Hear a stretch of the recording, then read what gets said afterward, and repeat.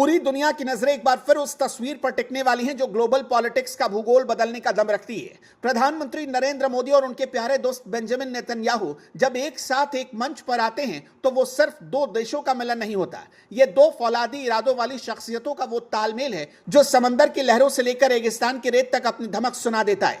PM Modi के Israel दौरे की आहट ने अभी से अंतर्राष्ट्रीय गलियारों में खलबली मचा दी। ये दौरा हाथ मिलाने की औपचारिकता भर नहीं है, बल्कि नए वर्ल्ड ऑर्डर की नींव रखने की तैयारी है। कैबिनेट मीटिंग की शुरुआत में ही नेतन्याहू ने जिस गर्मजोशी से मोदी का नाम लिया, उसने साफ कर दिया कि भारत और इजरायल अब सिर्फ व्यापारिक साझेदार नहीं रहेंगे। इन दोनों नेताओं ने दोस्ती को एक पर्सनल ब्रांड बना दिया जो इनोवेशन और सिक्योरिटी के मोर्चे पर दुनिया को रास्ता दिखा रहा है। इसी दोस्ती के साये में नेतन्याहू ने एक ऐसा मास्टर स्ट्रोक खेला है जो मिडिल ईस्ट की पूरी बिसात उलट कर रख देगा। उन्होंने ऐलान किया एक ताकतवर घेरे का जिसका नाम दिया गया हेक्सागन ऑफ अलायंसेस। यह 6 देशों का वो अभेद किला होगा जो कट्टरपंथी ताकतों के काल के रूप में उभर रहा है।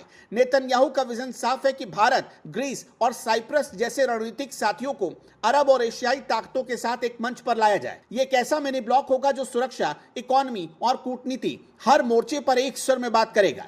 जानकारों की माने तो यह सीधे तौर पर ईरान के एक्सेस ऑफ रेसिस्टेंस के खिलाफ इजरायल का अपना एक्सेस ऑफ पावर है। नेतन्याहू चाहते हैं कि इस नए गठबंधन की धुरी भारत बने ताकि दुनिया को पता चले कि ये लड़ाई अब सिर्फ क्षेत्रीय नहीं बल्कि ग्लोबल है। भारत के लिए यह मौका किसी लॉटरी से कम नहीं है, लेकिन इसमें जोखिम की बारूद भी छिपी है। एक तरफ इजरायल के साथ मिसाइल डिफेंस, ड्रोन तकनीक और साइबर सिक्योरिटी का वो खजाना है जो भारत की सेना को अजेय बना देगा। वहीं दूसरी तरफ IMEC जैसे कनेक्टिविटी प्रोजेक्ट्स को इस गठबंधन से नई रफ्तार मिलेगी। इजरायल के साथ मिलकर भारत वेस्ट एशिया में अपनी मौजूदगी को उस मुकाम पर ले जाना चाहता है जहां आज तक कोई एशियाई देश पहुंच ही नहीं पाया। लेकिन सिक्के का दूसरा पहलू भी है और यह पहलू बहुत संभल कर चलने की चेतावनी दे रहा है। खाड़ी देशों में बसने वाले करोड़ों भारतीय और ऊर्जा की हमारी जरूरतें भारत को किसी भी एंटी ईरान कैंप में खुलकर कूदने से पहले सोचने पर मजबूर कर देंगी। चाबहार पोर्ट जैसे हमारे अपने रणनीतिक हित इस खेल को और पेचीदा बना देते हैं। भारत की परंपरा हमेशा से सबको साथ लेकर चलने की रही है। ऐसे में मोदी और नेतन्याहू की यह बेमिसाल केमिस्ट्री क्या भारत को एक नई ऊंचाई पर ले जाएगी या फिर खाड़ी देशों की उलझी हुई राजनीति का भारत शिकार हो जाएगा?